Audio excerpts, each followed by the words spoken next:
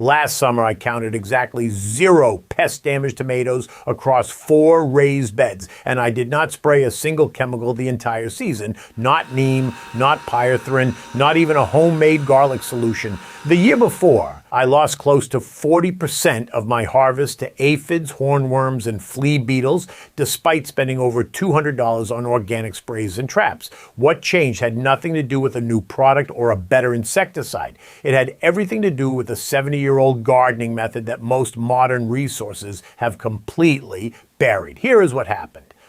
My Amish neighbor Daniel handed me a small booklet one afternoon, something his grandfather had copied by hand during the 1930s. It described a planting system designed during the Great Depression, when families could not afford to lose a single head of cabbage to bugs, and they sure could not afford to buy poisons from a catalog. The method was simple in concept but precise in execution. You do not kill the pests. You starve them. You arrange your garden so that the biology of the soil, the timing of your plantings, and the specific combinations of crops create an environment where pest populations collapse on their own.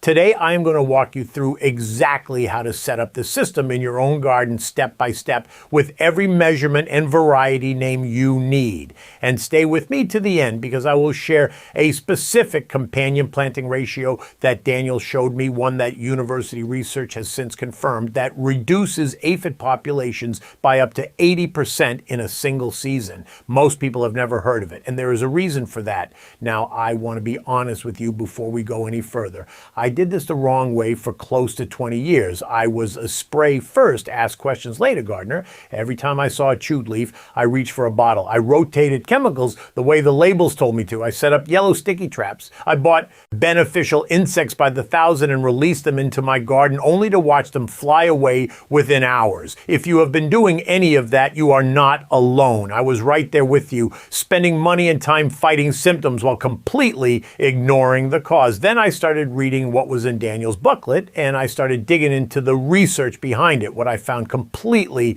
reset my thinking about what a garden is supposed to be. The roots of this method go back much further than the Depression. Around 2,300 years ago, Chinese agricultural texts from the Warring States period described a practice called jianzhong, which roughly translates to interplanting for mutual benefit. These were not suggestions from philosophers sitting in gardens. These were survival strategies developed by populations that needed to feed hundreds of thousands of soldiers and civilians from limited farmland, often during extended sieges and famines. They discovered that certain plant combinations did not just grow well together, they actively suppressed pest populations by disrupting the chemical signals insects use to find their host plants. Modern entomology calls this the resource concentration hypothesis. Pests find your garden by following volatile chemical compounds released by their target crops. A large block of cabbage sends out a chemical beacon that says, "Dinner is served" to every cabbage moth within a quarter mile. But when you break up that signal with specific interplanted species, the pests cannot locate their host. They land, get confused, and leave. A study out of Wageningen University in the Netherlands confirmed this in 2009, showing that diversified plantings reduced pest damage by 30 to 70% compared to monoculture plots. The Depression-era gardeners stumbled onto the same principle through sheer necessity. They could not afford to lose food, so they learned to arrange their gardens in ways that made pests fail before they ever touched a leaf. Here's what you need to understand before we start building this system. The conventional approach is to plant your tomatoes in one row, your peppers in another, your brassicas in a block, and then react when pests show up. The Depression-era method flips that entirely. You design the garden so pest pressure never builds in the first place. It's not about fighting nature. It is about working with it. The foundation of the entire system is soil biology, and this is where most modern gardening advice falls dangerously short. Your soil is not just dirt that holds roots in place. Every teaspoon of healthy garden soil contains between 100 million and 1 billion bacteria, plus thousands of feet of fungal threads called hyphae. These organisms do something that almost nobody talks about. They trigger a plant's own immune response. I mean, when beneficial soil fungi colonize a plant's root system, they activate what scientists call induced systemic resistance. The plant begins producing its own chemical defenses against insects and disease from the inside out. Here's the practical piece. You need to stop tilling your pest defense beds. I know that goes against everything most of us learned. I tilled religiously for 15 years because that is what my father did and his father before him. But every time you run a tiller through your soil, you are shredding the fungal networks that activate those plant defenses. You are resetting your soil biology to zero and forcing your plants to face pests with no immune support. What do you do instead? You build your beds once and never turn them again. Start with a bed that is 4 feet wide by 8 feet long. Lay down 6 to 8 inches of mixed compost, roughly 60% aged plant material, and 40% well-rotted manure. On top of that,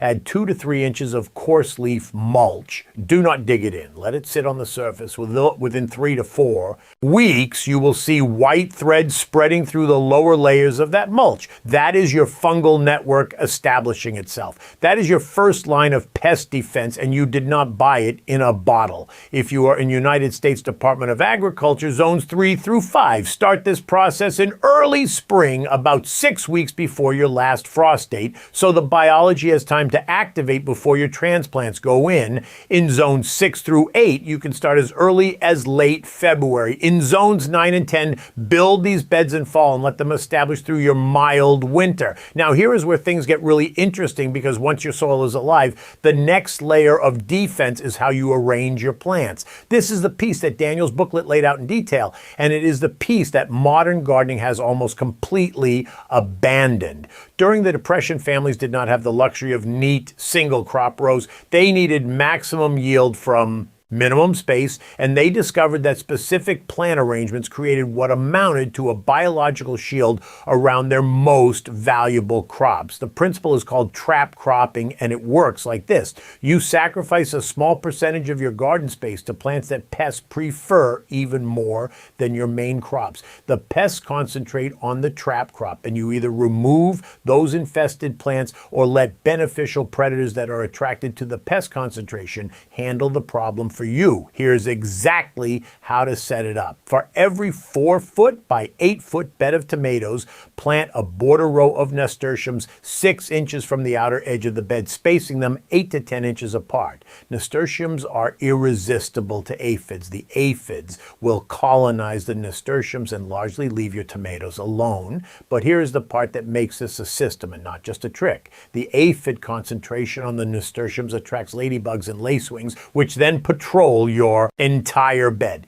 You have created a predator breeding ground right at the edge of your garden. For brassicas like cabbage, broccoli, and kale, plant a single row of collard greens at each end of the bed. Collards are a preferred host for diamondback moths and cabbage loopers. Research from the University of Connecticut, published in 2005, showed that collard trap crops reduced pest damage to cabbage heads by up to 90% when planted at a ratio of 1 trap crop plant for every 5 main crop plants. 1 for every 5. That is the ratio. Write it down. What about your squash and cucumbers? Plant Blue Hubbard squash at the corners of your bed, 1 plant per corner. Blue Hubbard is so attractive to squash bugs and squash vine borers that it acts as a magnet. You will find the pests clustering on the Blue Hubbard while your zucchini and cucumbers grow untouched 10 feet away. Once the Blue Hubbard is heavily infested, you remove and destroy it. The pest population crashes because you just eliminated their preferred habitat. Does this sound too simple? I thought so too.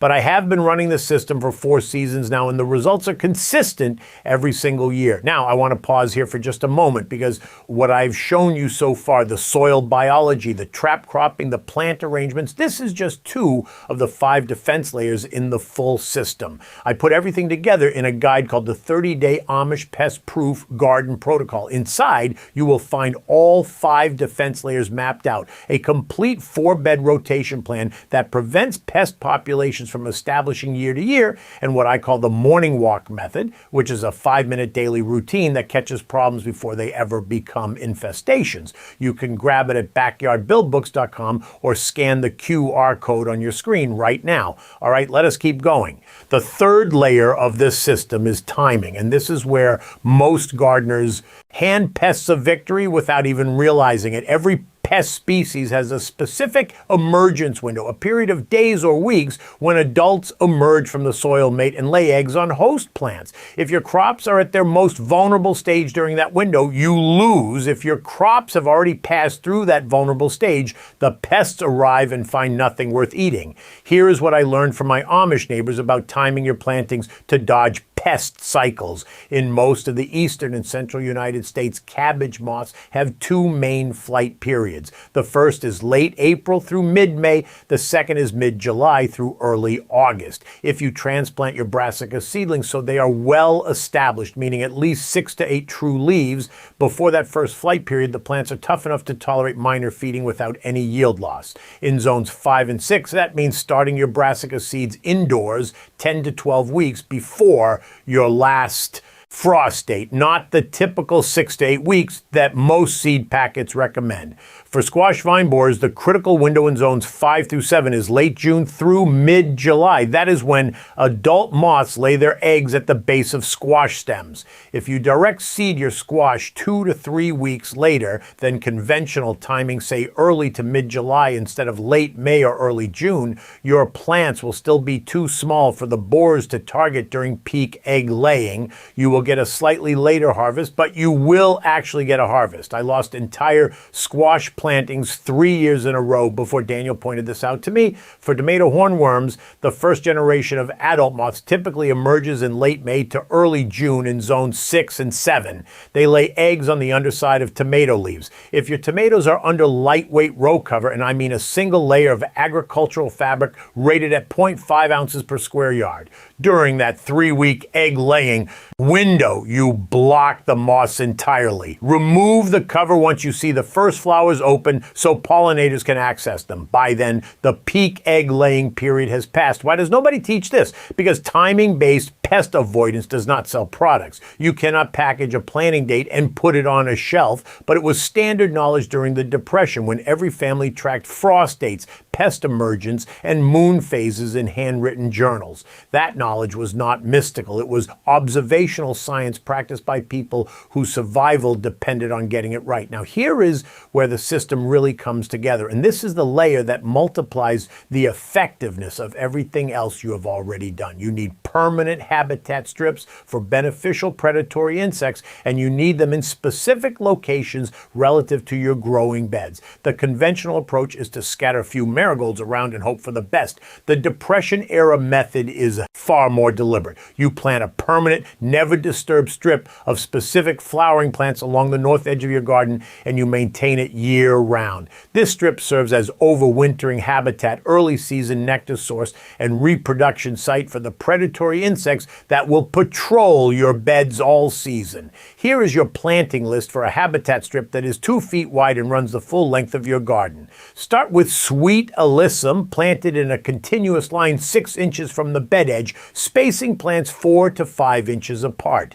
Sweet alyssum blooms from late spring through hard frost and attracts hoverflies whose larvae eat up to 400 aphids each before pupating. Research from Oregon State University showed that sweet alyssum borders increased hoverfly populations by over 300% within a single growing season. Behind the alyssum, plant yarrow at 12-inch spacing. Yarrow flowers attract parasitic wasps, tiny non-stinging species that lay their eggs inside aphids, hornworms, and cabbage worms. A single parasitic wasp can parasitize up to 300 pest insects in its lifetime. Behind the yarrow, plant fennel at 18-inch spacing. Fennel is one of the most powerful beneficial insect attractors in North America. It supports over 40 species of predatory and parasitic insects. But here is an important caution. Do not plant fennel within 8 feet of tomatoes or peppers. Fennel releases compounds from its roots that can stunt solanaceous crops. Keep it in the habitat strip, not in the production beds. In zones 3 and 4, replace sweet alyssum with white clover, which is hardier and provides the same hoverfly attraction. In zones 9 and 10, add lantana to the strip, which blooms year-round in warm climates and supports predatory beetles. Now that you have the soil biology, the trap cropping, the timing, and the habitat strips working together, let me walk you through the patterns I see Gardeners fall into that undo all of this good work. The first pattern is cleaning up too thoroughly in fall. I did this myself for over a decade. Every November, I would strip my beds bare, remove every leaf, pull every spent plant, and leave clean, exposed soil. I thought I was being tidy. What I was actually doing was destroying overwintering habitat for ground beetles, which eat slug eggs and cutworm larvae in the soil. Leave at least 2 to 3 inches of leaf litter on your beds through winter. The beneficial insects need it more than your garden needs to look neat. The second pattern is killing everything that moves. I see this constantly, and I understand the impulse. You spot a bug on your plant, and your first instinct is to spray. But when you spray a broad spectrum product, even an organic one like pyrethrin, you kill predators and pests alike. The predators recover more slowly because their populations are smaller and their reproduction rates are lower. Within 2 to 3 weeks, the pest population rebounds with no predators to keep it in check, and you are worse off than before. This is called the pesticide treadmill, and it is the #1 reason gardens have escalating pest problems year after year. The Depression-era approach breaks the cycle by never starting it. The third pattern is monoculture planting. When you plant an entire bed of one crop, you create exactly the chemical signal concentration that draws pests from hundreds of yards away. Every university extension service in America still recommends grouping crops by type for ease of management. It is easier to manage, sure. It is also easier for pests to find, colonize, and destroy. The interplanting methods I have shown you today create signal confusion that makes your garden nearly invisible to pests. It takes slightly more thought during planting, but it saves you hundreds of hours of pest management during the season. The fourth pattern is ignoring the soil. If your soil biology is dead, nothing else in this system works at full capacity. Plants grown in biologically active soil produce higher concentrations of defensive compounds in their leaves, making them less palatable and less nutritious to pest insects. A study published in the Journal of Chemical Ecology in 2011 found that plants with robust mycorrhizal fungal associations produced up to 40% more jasmonic acid, a key pest defense compound, compared to plants in sterile soil. Your soil is not just feeding your plants, it is arming them. Now let me pay off what I promised you at the beginning, the companion planting ratio that reduces aphid populations by up to 80%. This comes directly from Daniel's booklet, and it was later confirmed by research at the University of Reading in England, published in 2012. The method is basil interplanting with tomatoes at a precise spacing and ratio. Not just tossing a basil plant at the end of a row. You plant one basil plant for every 2 tomato plants, positioned 8 to 10 inches from the base of each tomato stem, alternating sides down the row. The basil must be a high oil variety, specifically Genovese or African blue, not decorative or low oil types like purple ruffles. When basil is planted at this density and proximity, it releases methyl eugenol and linalool, volatile compounds that directly repel aphids, whiteflies, and thrips from the surrounding area. The University of Reading study measured an 83% reduction in aphid colonization on tomato plants interplanted with basil at this ratio compared to tomatoes grown alone, 83% from a plant you were probably going to grow anyway.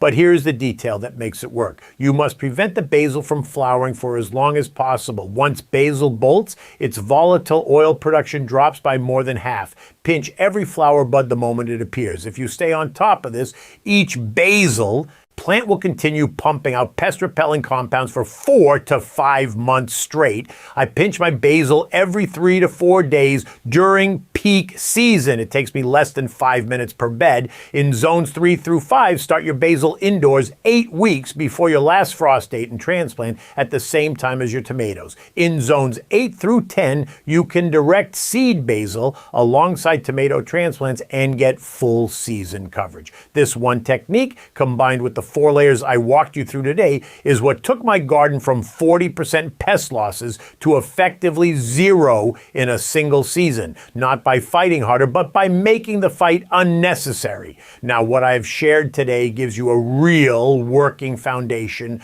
but it is one piece of a bigger system. The 30-day Amish Pest-Proof Garden Protocol takes everything we covered and goes deeper. Inside, you will find the complete 5-layer defense system with exact spacing diagrams for every common vegetable combination, the 4-bed rotation plan that prevents pest populations from building year to year, the morning walk checklist that takes 5 minutes a day and catches 90% of problems before they become visible, and specific planting calendars adjusted for 6 different climate zones. You can grab your copy right now at backyardbuildbooks.com or scan the QR code on your screen. I put it together because this is the kind of information that should not stay buried, and it has been buried for too long. Here is what it comes down to. The families who gardened through the Depression did not have the luxury of a pest control aisle at the hardware store. They had observation, patience, and methods refined by generations of people who could not afford to get it wrong. Those methods did not disappear because they stopped working. They disappeared because they stopped being profitable for the people selling the alternatives.